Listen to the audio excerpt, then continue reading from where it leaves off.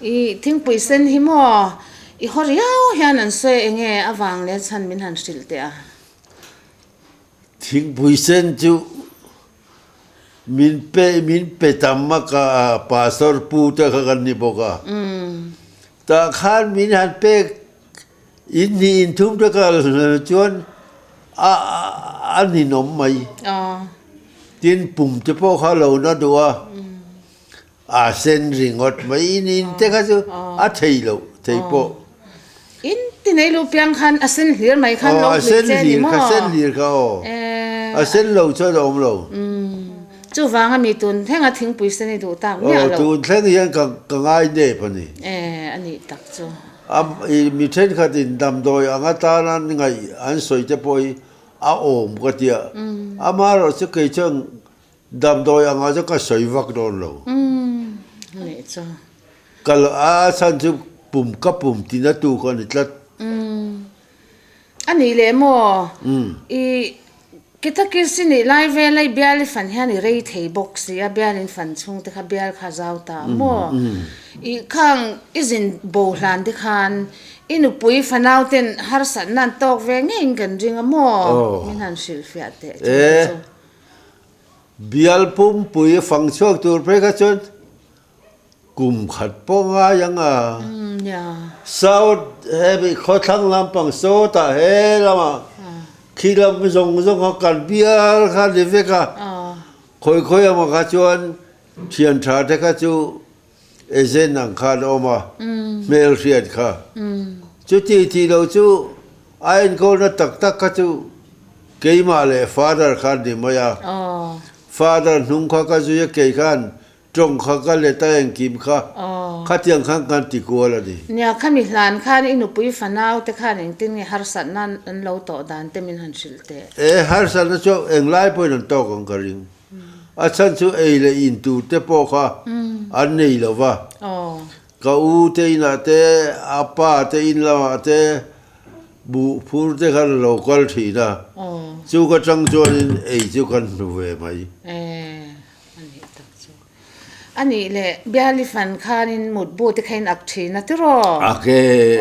ruksain ruksai te khanin ak thin ta khang in mut bu a te khanin I enge a fai nge fai no te kha mo fai te su ei I ke di na kan nei to kha chu tu la blanket tiang he di lawa butu puan kan tia butu puan kha pani vel kha kan thep tha kan ak nok no pa chu chu ni maya adang jong kha chu father bung ru le engmo vel vek kha ni hil dang kha sik cha te hi ka an a om chin ti te kha an soin kan sia khang te kha min sil te kha tiang thing tlang a chen sik cha hi om khom mai sik cha te hetia lu sik kha chu lu sik kan tia mi lu sik kha chu a om ve thowa sik cha tak kha om alom tak sa hi la bet ni chung chin mut bu te khan lo kai ti te le kan chen sik pui de he kan hai sa si ni sa phawa ti khan kan vila ni lengin cho nên cả đó là khá là lỗ phải về để vét mà ya nghe thì buồn chùa đó là khá là cái son ta nghe bao cái gì alo ông cùng phua big rồi về in lâu in hun lâu tuần tọ chung hun lai lệ tuần hun lai thế hết chú van in thầu tọ em thầu lúc tục tú nào po hiềnกันข้อสักดานกันฟาดข้อสักดานกันที่กันเสียเรียนประเทศเนี่ยเห็นลมถูกก็สวยต๊อกกันที่ได้หนังเรารู้ตุดูนะกันทุนนางเทกันอมไล่จะกันเตะไล่จะข้ออย่างเนี่ยกันห่วงเสียดปกันเสียเราเตะเอาเสียไล่เพจนี่กันผู้เราเลยเนี่ยดิเฮลโซอังเรงอาเตกันทัวทุเทงเตี้ยตลเทียเตียนที่ข้างกันออกมาเตะจิว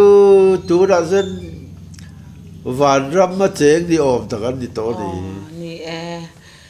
an van nei hun ka har sa tak hun khir khan tak in lo pal tlanga tu ro phan lai chuan in lo lo tlem box si a khatiang chung khan nu pui fanau te in lo chom ve chawa in lo re thei za te ton lai thang thar chuan 100 to po kan ngai to 175 te tam lo em tam lo ni e ta kha so ma pakhat kal la pele kal en zange ka chan po ka relo a ro pui ne ti kha so ma pakhat kha chu a regular lu tuk tlat tin mi dang po khan min pe tho chu engineer pakhat le doctor pakhat nu pa khan poisa min pe tewa enge ni ta ka tia pathian ram zau na mi easy tight ka tia ni love hei chu nang ma ta da ka pe ka ni ati mai chen pat ke ma kha ka chu ke ma ta ni ma ya ti khan lal pan van tir ko te nang ma chan pui turin khoi chang ma ran tir le dei ze la ti ro pathian ron tir dai ze le amak tak tak mak de wa ni ani tak chu kan han buai pui tak mai lai englo tui buang ka han ti te po han aram nei tu kha zu in mi zu ru yan ya aloi si sa pa ta ya azuru local thin rim de tho khan ke khamin ron bei vel kuala ke khara asoi ka rebok si lo ka tal mai ma ya at ni anu ajon athinarim tawak big lova ti khan thatta khan kanom ta chung ja chu kan Kohhran mi te atira Kohhran mi ania Catholic i lo lu khan mo i lo lu do na khanin i ril ru kha i lo lu ma khan engting e ain bua sai dan le i ron lu i du na chana kha engting e i nang ma khan i ngai to na i du riau na kha khalai khamin han sil fia te engwa nga du riau ngei ni amaro chu kum som thum te me wani to van mu mal po ka se to manglo mon chu ka tia karil ru khan heavy quavedis bu khamo kha pastor chuan yo me khami kha chua ka siara khata khan quavedis ti bu kha ka siara kha ta tang khan ka thik that dan ka riani chu ni ber mai min nor tu chu khami quavedis sa tang khan ka thik an kalut ka tinga ta ni ani ma kan Kohhran te po la pujem lut lo bai te a thalo wange pon ti lo ti khan ke ma khan ka ngai tuang an ngata jon ka thika khan ka lut ta mai ni i ran lu ma te po khan zan mut na te po in ngai to na saviau chi khai ngai to te re mai mu mang te ka nei mak sak tak te ti khan ke ma khan ka ngai to ti tak te khan ngai to ni apo nga ta ka azir ti tu pakhan ni du wanga ti mai po kan lo karil ru tak khan ka tha ka decision ka fail takin ka la ni chu wan ka thinga chen bang le mai chi po kan to lo khai bang la ve a tro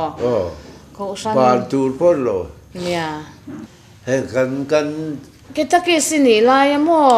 ibial fan za te la se theyang em kum som thum ko chu kan wak thak ni bhai thakhat te chu a rei chang oma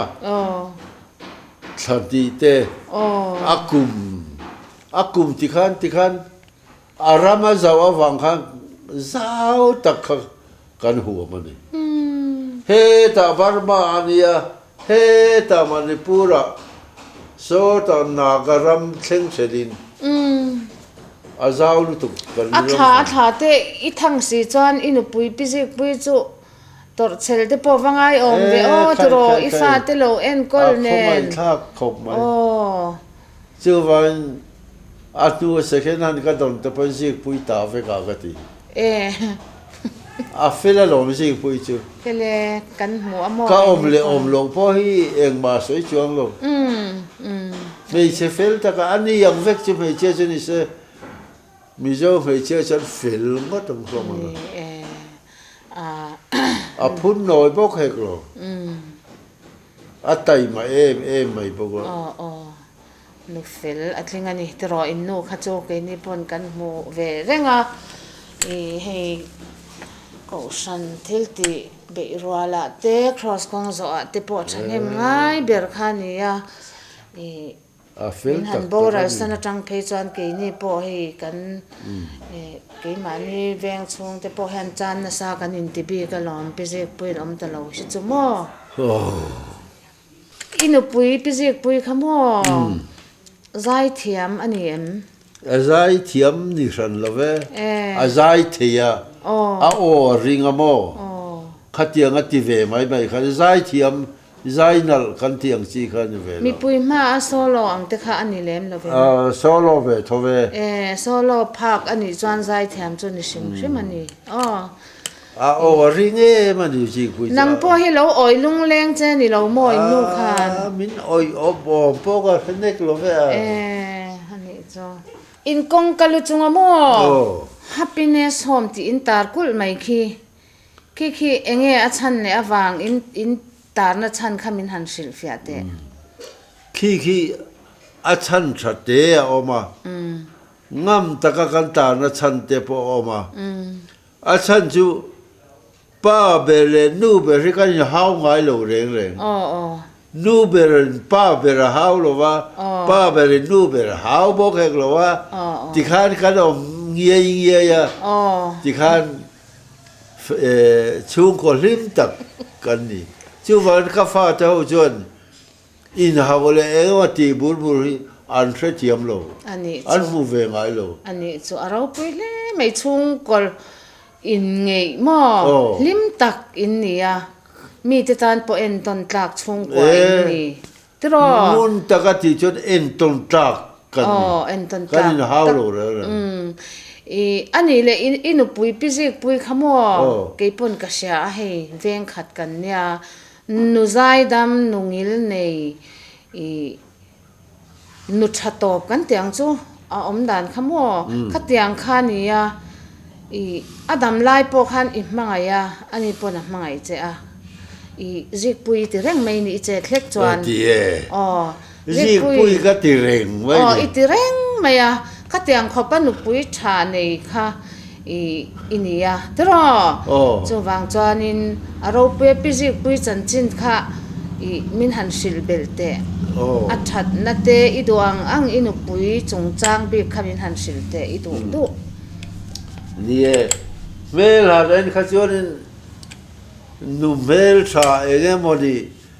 biang no kan tiang chi lampang phai ka chon lo atai ma a fela nu le pa za na kha le ya kha tha ga ti tlat ani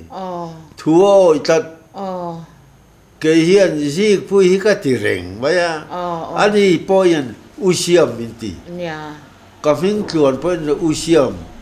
anura ta kan le na lai poin usiam minti ya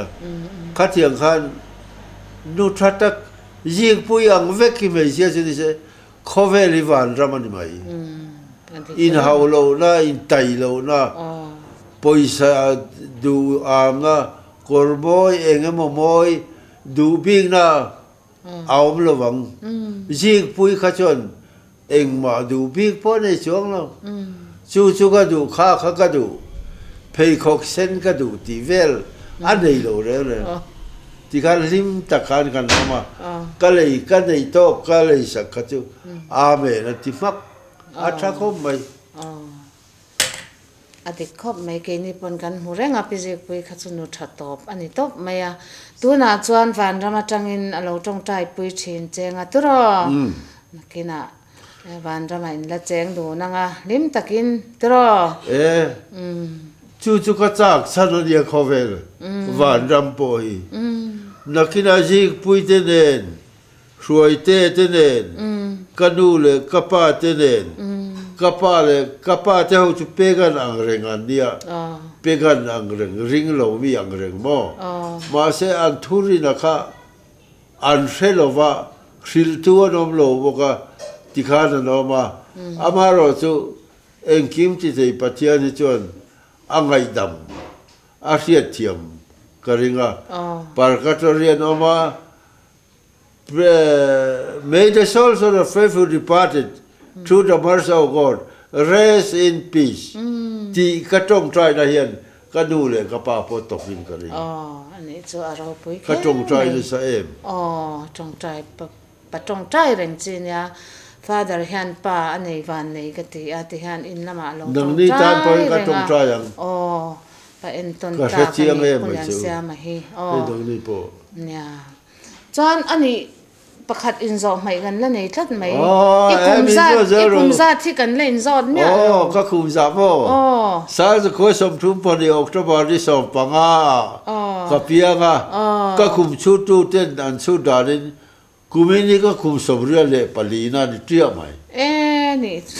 tam to tak ko ni aro pui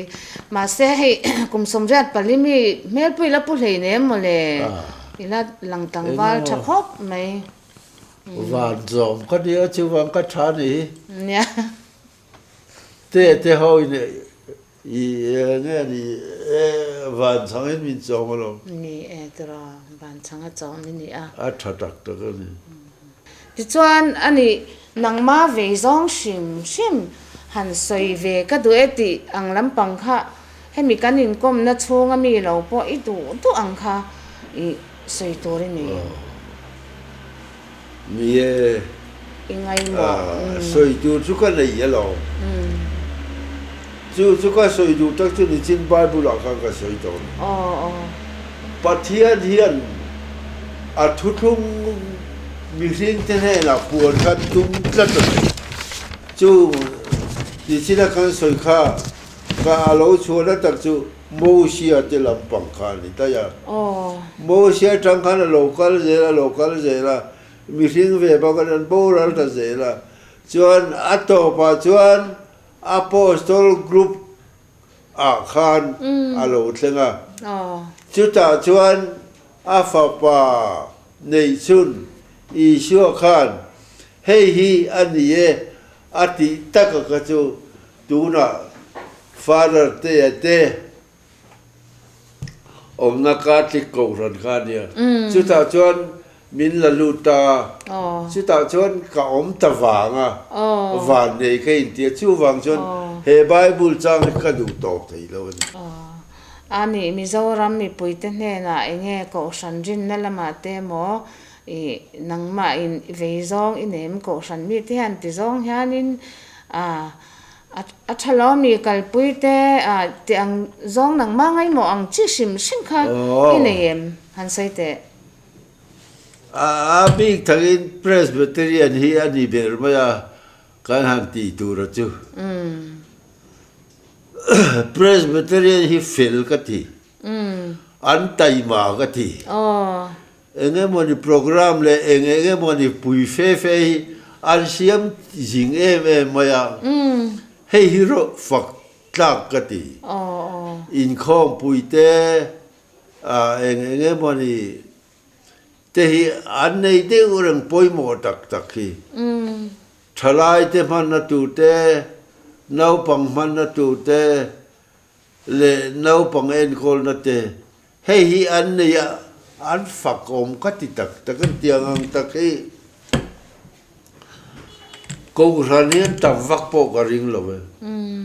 presbyterian hian tha lo om na om tak po lo ni ka ti ta tu na chua ro chuan presbyterian hian om na amaro chu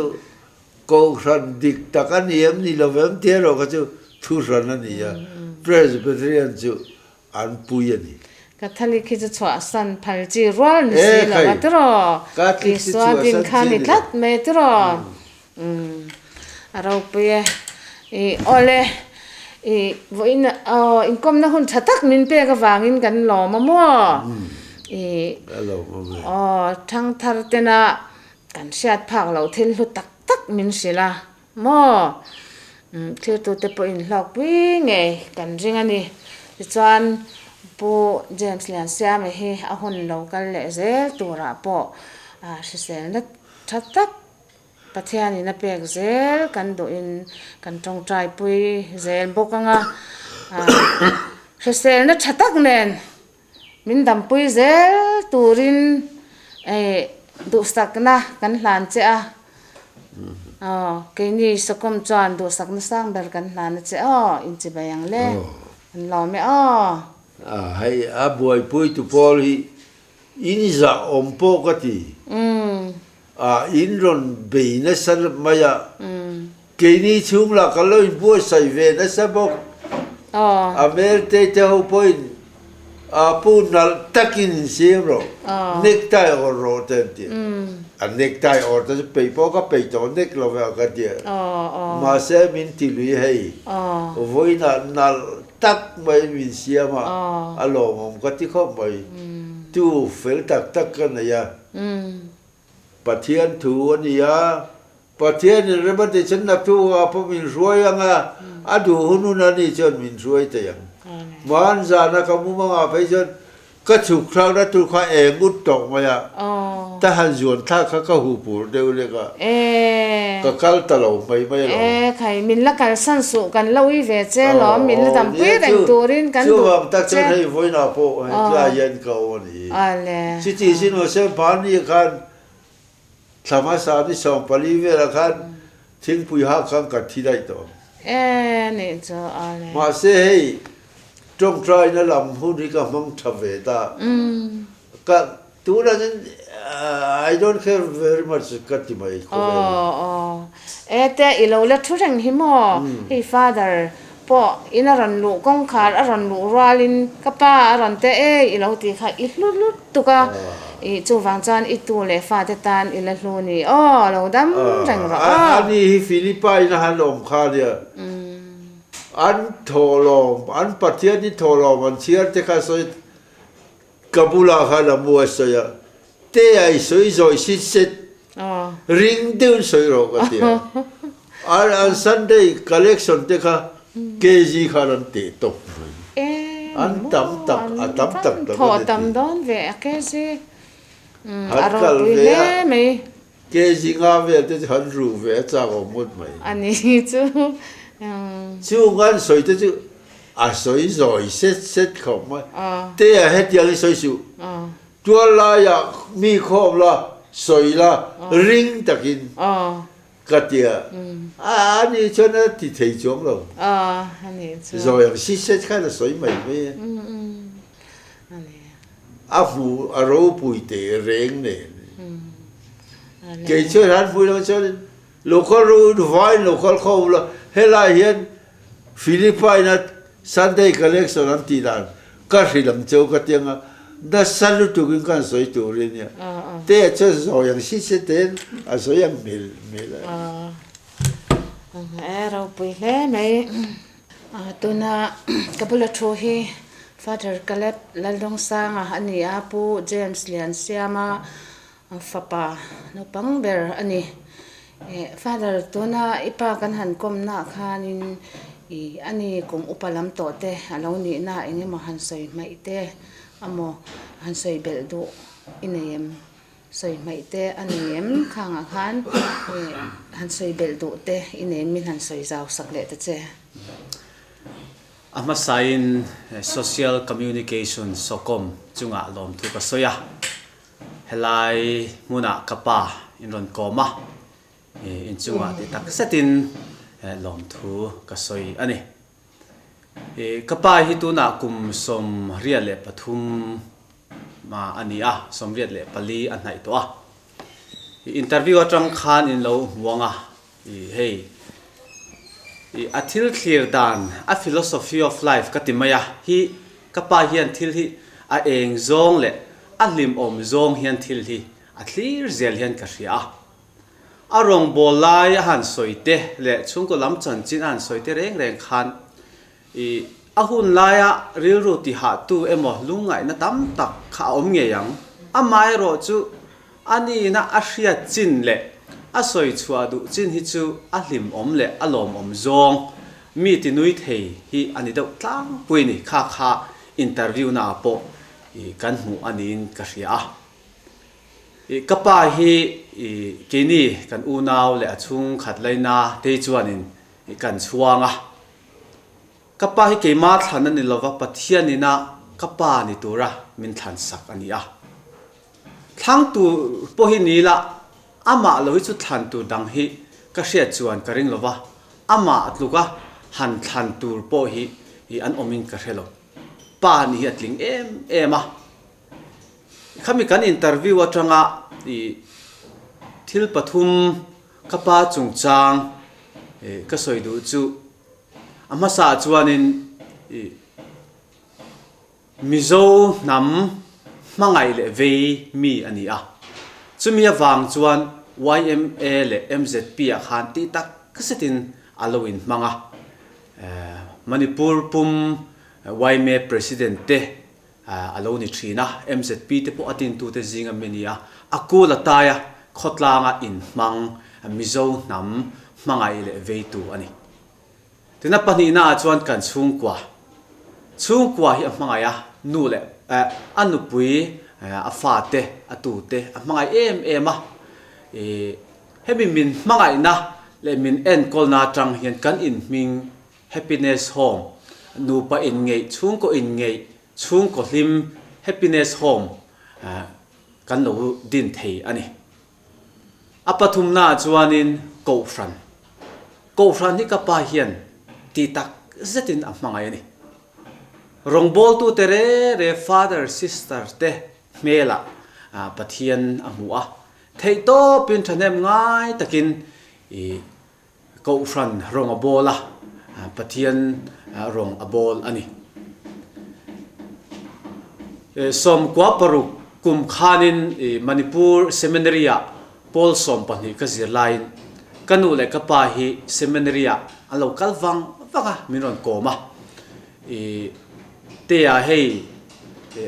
Mizoram lama le kan tuma kan tu le kan fa te Mizoram lama an om feka nangma chau heta Manipura seminary oma nangma awang hen kan la om nga amai ro chu kan om chan ber la hi lo ho kha chia remiti chuanin Mizoram lama hen kan le hi i phalem tin karem ti na le karil ru kha ngai changin anon kal ani an zaum ko me tunwa kan ngai to le thianin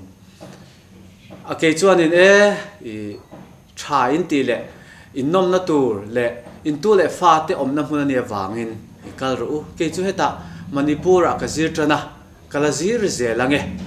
tin thu le karil ru kha kalau siama diktak chuanin ahun tha zong Manipura khotlanga le Kohhrana rong alo bola mi hriat te engamani chena chuan mi ngai sa le